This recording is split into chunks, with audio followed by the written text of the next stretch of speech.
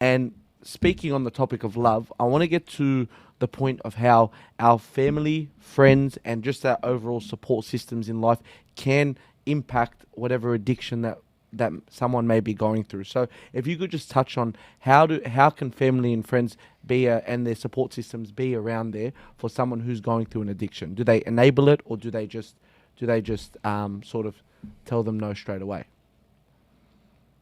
Yeah, the analogy that I give to people is that recovery is like a team sport, Like we were just talking basketball a little bit off screen.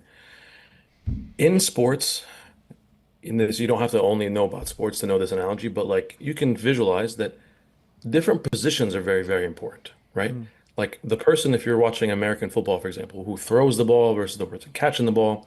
If you're watching basketball, the tall person who rebounds different from the one who's short person who handles the ball.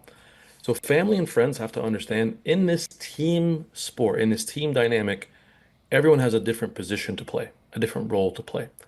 Sometimes part of that position and part of that season is to be able to say, hey, making sure this person is unconditionally loved no matter what. There's nothing you can do that's gonna, this is what God looks at us and says, right? Nothing you can do that's gonna make me love you less. Full stop. That's like a fact to reinforce. That's one position to play.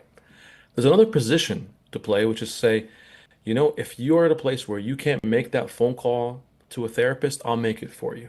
mm, If you can't reach out to a doctor, I'm reaching out. I'm making the appointment. I'm making sure you're going there.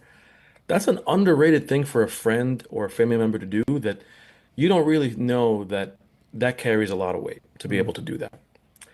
The other part of love is boundaries too,